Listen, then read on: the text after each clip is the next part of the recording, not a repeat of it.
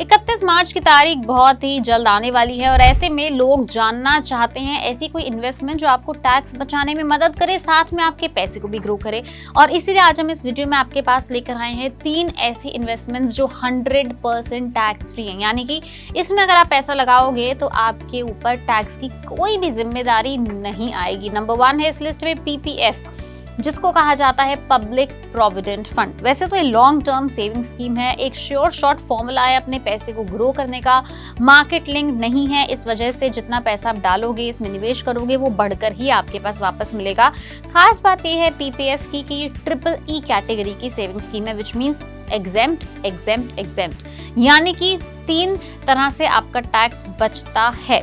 अब पीपीएफ के बारे में अगर थोड़ी सी डिटेल्स हम और बता दें तो 15 साल का इसके अंदर लॉक इन टाइम है। अगर आप चाहें तो एक फाइनेंशियल ईयर के अंदर मिनिमम 500 रुपए से लेके मैक्सिमम 1.5 लाख रुपए तक इन्वेस्ट कर सकते हैं। एक बार, ज्यादा बार भी कर सकते हैं, बट मिनिमम आपको एक फाइनेंशियल ईयर के अंदर एक बार तो निवेश करना ही होगा। आप चाहे वो 500 रुपए का करो, 500 रुपए से लेके 1.5 लाख रुपए तक कुछ भी अमाउंट आप निवेश कर सकते हो। तो ऐसे लोगों के लिए पीपीएफ बहुत काम का है जो मेरी तरह एक सैलरीड एम्प्लॉय हैं, जिनके मान लीजिए टैक्सेबल इनकम में उन्हें 24-25 हजार रुपए, 15-20 हजार रुपए अपना बचाना है, टैक्सेबल इनकम में से कम करना है। वो क्या करें, वो इतना अमाउंट अभी फिलहाल 31 मार्च से पहले अपने पीपीएफ अकाउंट के अंदर डाल दें, या फिर इस अमाउंट से अपना पीपीएफ अकाउंट खुलवा ले तो 31 मार्च 2024 तक उनका ये अमाउंट टैक्सेबल इनकम में से कम हो जाएगा। सेक्शन 80C के तहत इस अमाउंट के ऊपर 1.5 लाख रुपए की टैक्स की छूट मिलेगी अलग। इसलिए पीपीएफ आप जैसे लोगों के लिए फायदेमंद साबित हो सकता है। फिलहाल पीपीएफ के अंदर अगर आप देखेंगे तो इस क्वार्टर में 7.1% का इंटरेस्ट मिल रहा है सालाना। नंबर 2 है इस लिस्ट में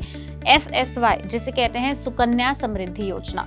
अब जिन लोगों के पास बेटी है उनके लिए तो ये सेविंग स्कीम, ये इन्वेस्टमेंट रामबाण है टैक्स बचाने के लिए। बता दें कि सरकार ने सुकन्या समृद्धि योजना को बेटी बचाओ बेटी पढ़ाओ के तहत लॉन्च किया था। इस स्कीम के अंदर आप एक फाइनेंशियल ईयर में मिनिमम 250 रुपए से लेके मैक्सिमम 1.5 लाख रुपए तक कुछ भी इन्वेस्ट कर सकते हैं। इसका पैसा आपकी बेटी को मिलता है जब वो 21 साल की हो जाती है पूरी। अगर आप बीच में चाहें तो बेटी की एजुकेशन के लिए कुछ पैसा निकाल सकते हैं, लेकिन ये भी एक लॉक इन पीरियड वाली सेविंग स्कीम है। गवर्नमेंट की स्कीम है जिसके अंदर फिलहाल 8.2% यानी 8.2% तक का ब्याज मिल रहा है सालाना। तो ये भी ऐसे लोगों के लिए बहुत फायदेमंद साबित होती हैं जिनको टैक्स बचाना है, प्लस वो एक बेटी के माता पिता हैं। ऐसे लोग सुकन्या समृद्धि योजना के बारे में थोड़ी इन्फॉर्मेशन लें। अगर कोई डाउट है तो हमें कमेंट सेक्शन में लिख के बताएं, हम आपकी पूरी मदद करेंगे।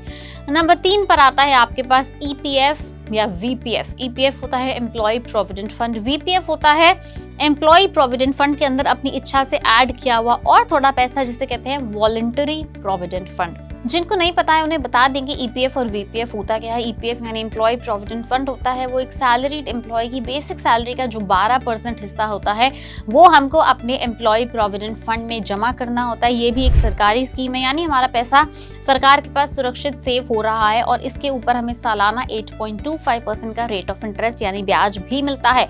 अब बात करते हैं वीपीएफ। मान लीजिए अगर आप एक ऐसे सैलरीड एम्प्लॉय हैं जो 12% से ज्यादा भी थोड़ा बहुत अमाउंट सेव करने की क्षमता रखते हैं, तो आप खुद अपने ऑफिस को कहकर अपने प्रोविडेंट फंड का, ईपीएफ का पैसा बढ़ाकर वॉलंटरी प्रोविडेंट फंड यानी 12% से बढ़ा के मान लीजिए कुछ और अमाउंट कर देते हैं तो उसको भी वीपीएफ कहते हैं। ये भी आपकी टैक्सेबल इनकम बचाने में मदद करता है। ये भी आपको सेक्शन 80C के तहत 1.5 लाख रुपए की छूट देगा।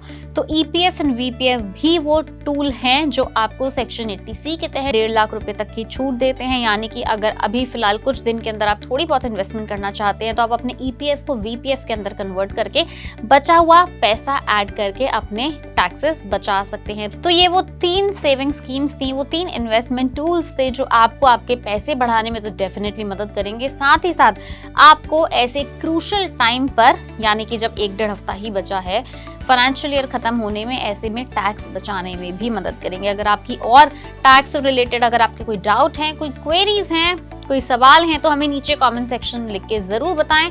और याद रहे कि टैक्स और इन्वेस्टमेंट से रिलेटेड तमाम जानकारी के लिए सब्सक्राइब करें, फॉलो करें पैसा लाइव।